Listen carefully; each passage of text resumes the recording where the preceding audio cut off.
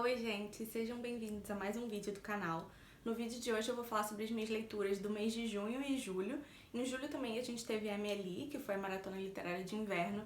Então vou fazer um balanço assim, se de fato eu consegui ler o que eu me propus a ler e se eu consegui cumprir os desafios ou não. Começando por junho, o primeiro livro que eu li foi Mentirosas, da E. Lockhart. Esse livro teve muito hype quando ele foi lançado lá por volta de 2015, mas eu não tive muito interesse na época. Agora, esse ano ele voltou a fazer muito sucesso, ficar muito hypado, principalmente por causa do TikTok. Foi até engraçado que eu li uma entrevista da E. Lockhart falando que do nada os livros dela começaram a vender muito de novo e subir na lista dos mais vendidos do New York Times e ela não sabia o porquê. Até que os filhos dela contaram que isso aconteceu porque o livro estava sendo muito hypado no TikTok. Por causa desse hype, eu acabei ficando curiosa. Então esse livro gira em torno de uma família que tem muito dinheiro e eles têm uma ilha particular que eles vão todo verão.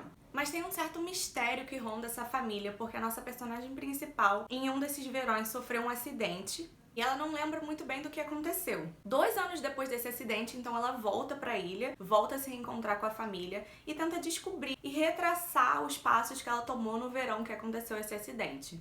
Enquanto isso, a família nunca de fato confronta a nossa personagem principal sobre o que aconteceu, porque o médico dela disse que o ideal seria que ela recobrasse as memórias sozinha.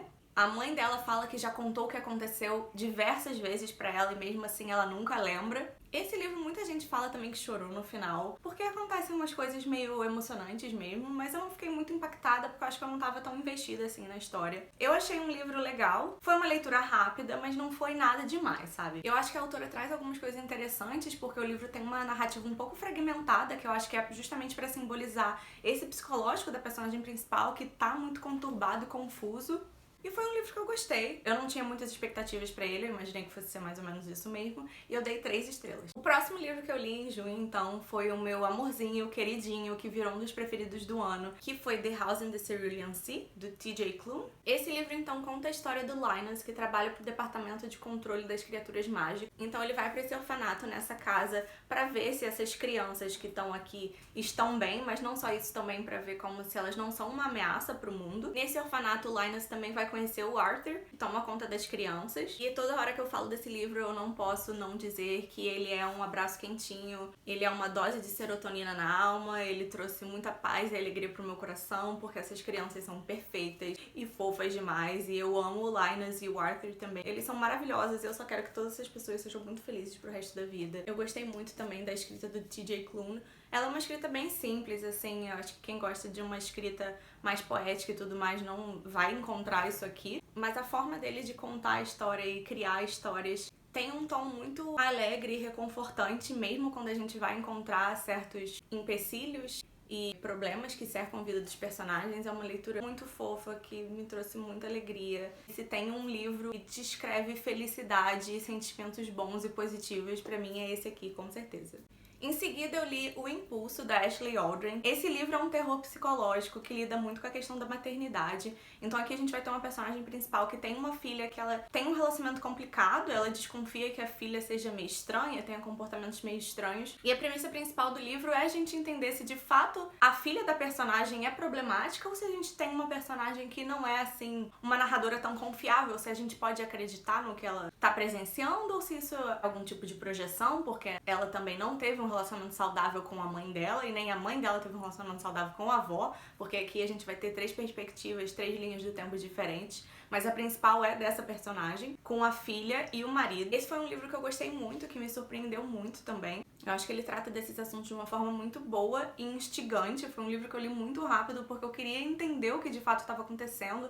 Ele não é um livro tão rápido no sentido de acontece muita coisa o tempo todo, mas ele me prendeu muito porque eu queria entender melhor a nossa personagem, queria entender melhor o que estava acontecendo com a filha dela de fato. E esse foi o livro de lançamento da autora, que ela escreveu enquanto estava de licença maternidade. Então todos esses sentimentos que ela fala sobre a maternidade eu sinto que vem de um lugar muito real e forte. Então foi uma leitura que eu gostei muito, eu tô animada pra ler os próximos livros da autora. Continuando nessa temática psicológica e de depressão pós-parto, depois eu escolhi ler O Papel de Parede Amarelo, da Charlotte Perkins Gilman. Esse livro, na verdade, é um conto, ele tem menos de 100 páginas e ele tá em domínio público, então qualquer um pode ler gratuitamente. Então aqui a gente vai acompanhar uma mulher que parece ter depressão pós-parto ou algum outro tipo de transtorno, E ela se muda com o marido, que é um médico, pra uma casa nova. E o marido acaba prendendo ela num quarto. Porque na época essa era uma forma comum de tratar pacientes com questões psicológicas. Eles eram isolados e não podiam fazer nada, não interagiam com outras pessoas, não podiam sair e ter contato com o mundo externo. No caso, esse livro se passa no século XIX. Ele, apesar de ser ficção, ele reflete muito algo que a própria autora passou na vida dela. E eu achei uma leitura bem interessante, que apesar de ser curto, ele mostra muito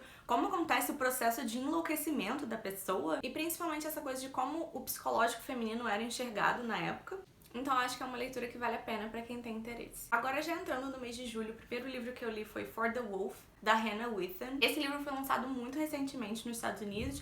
Ele foi lançado dia 1º de junho e eu tava muito animada por esse lançamento. Eu botei na minha TBR do Goodreads lá em janeiro. Esse livro tem temáticas que eu gosto muito e que sempre me interessa. Ele é muito baseado em folclore. A gente vai ter os aspectos da floresta mágica e do despertar da magia na nossa personagem principal. Esse livro tem uma mistura de certos recontos, mas o principal deles é a Chapeuzinho Vermelho. Aqui nesse mundo, a primeira filha, a primogênita, é para o trono, enquanto a segunda filha é para o lobo. O lobo, no caso, seria o guardião dessa floresta mágica e obscura, e ele pede esse sacrifício da segunda filha para continuar fazendo esse trabalho pro reino e protegendo o reino. Então aqui a gente tem essa segunda filha que vai até o lobo como um sacrifício. A gente acaba descobrindo que o lobo, na verdade, não é um lobo e é um homem, e que a nossa personagem principal tem certos poderes mágicos que ela acaba relutando e recusando inicialmente, porque ela tem medo do que aquilo significa, ela não consegue controlar direito, mas depois ela acaba aceitando, criando essa conexão com a floresta. Foi uma leitura que eu gostei, mas eu acho que pelo fato de eu estar com expectativas muito altas, isso acabou estragando um pouco a minha leitura. É difícil pra mim identificar exatamente o que não me fez gostar tanto dessa história,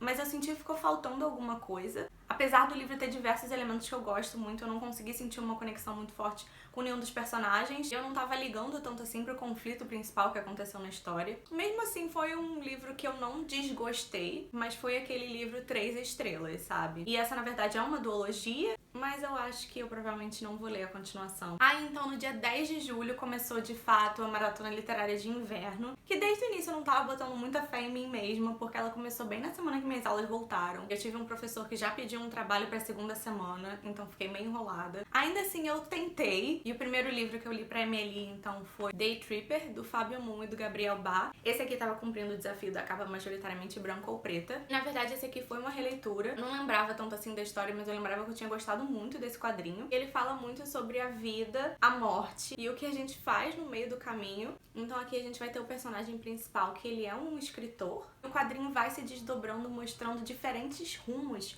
que a vida dele pode levar. Essa é uma história muito bonita e sensível, eu acho que esse é um dos meus quadrinhos preferidos. Eu acho que vale muito a pena a leitura. Depois do Day Tripper, eu peguei A Troca, da Beth O'Leary, que era o livro que cumpria o desafio de um livro com pelo menos 4 estrelas no Goodreads ou no Scoob. E eu não sei o que aconteceu, porque eu até tava gostando, mas eu não tava sentindo a vibe, o momento, e eu não queria me obrigar a ler, porque senão eu não ia conseguir ler nada na maratona, se eu ficasse presa a um livro que não tava andando direito pra mim. Então eu acabei deixando esse livro de lado, eu parei por volta dos 20 e poucos %. E eu tenho intenção de continuar lendo, eu acho que eu vou pegar agora em agosto pra ler provavelmente. Mas eu não queria me obrigar naquele momento. Aí, depois desse pequeno deslize, eu decidi jogar a minha TBR da maratona pro alto e desistir de tudo que eu tinha me comprometido anteriormente. E só ler o que me desse vontade e não cumprir mais nenhum desafio depois disso, eu só segui meu coração. Porque o objetivo principal da maratona é ler bastante, né? Então eu queria pelo menos focar nisso. Com isso, então, eu decidi pegar um livro que eu tava querendo ler há muito tempo, que eu sabia que eu ia gostar. E esse livro é From Lukov with Love, da Mariana Zapata. Eu adoro os livros da Mariana Zapata, eu sempre me divirto com eles e eu sempre sei o que esperar, porque ela é muito sólida na forma que ela escreve os livros. Todos os livros dela começam com 2 pessoas que se odeiam, mas por algum motivo elas são obrigadas a ficar juntas, perto uma da outra, trabalhar uma com a outra. E aí, eventualmente, elas vão se aproximando e viram amigos. E por fim, acabam se apaixonando. Eu tenho que dizer que se você gosta de slow burn, a Mariana Zapata é perfeita nisso. Mas os livros da Mariana Zapata são um slow burn mesmo. Aquele assim, que você tem que ser forte, aguentar até o final. Porque o casal só vai dar as mãos pela primeira vez lá pelos 85%. Mas eu adoro. Não posso reclamar.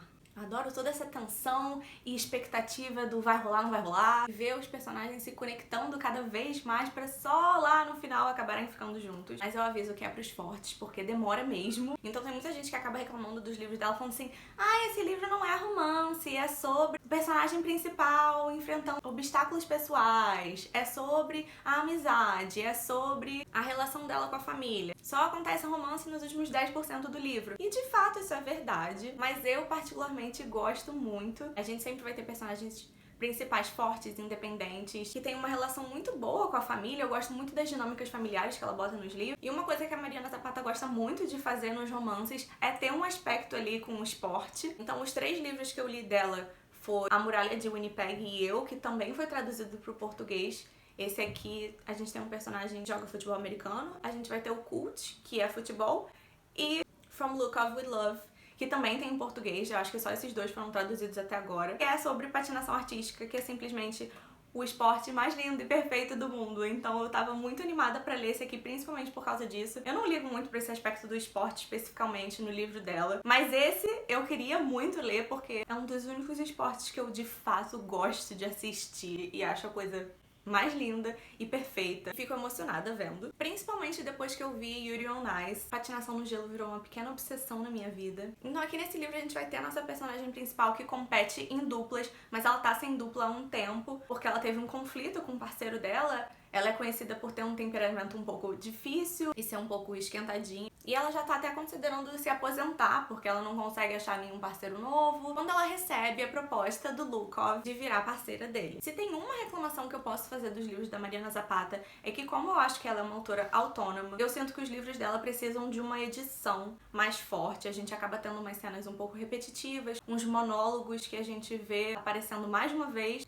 Então esse aspecto acaba ficando um pouquinho cansativo. Todos os livros dela, pelo menos todos os que eu li até agora, tem 500 páginas e são livros que facilmente poderiam ter 100 páginas a menos. Uma coisa que eu vejo as pessoas reclamando também é que os livros dela são muito parecidos porque a gente sempre vai ter a mesma premissa. Isso é uma coisa que eu particularmente não ligo, porque pra mim a Mariana Zapata faz uma receitinha de bolo ali em todos os livros dela, mas ela faz uma receitinha que eu gosto, que eu amo, que eu já sei o que esperar. Então eu como esse bolo com muito gosto. Depois desse eu ainda tava naquela vibe de romance, e romance contemporâneo é ótimo porque eu leio rápido, então achei que seria uma boa pedida pra maratona. E aí eu peguei Novembro 9, da Colleen Hoover. Nesse livro a gente vai ter a Fallon e o Ben, e eles se conhecem de uma forma meio aleatória e acabam passando o dia todos juntos. Tem uma conexão ali no momento, mas a Fallon tá se mudando no dia seguinte. Por causa disso, eles acabam decidindo que não é a melhor coisa continuar entrando em contato um com o outro, fazer tipo um relacionamento à distância, porque eles são jovens, quando o livro começa eles têm 18 anos,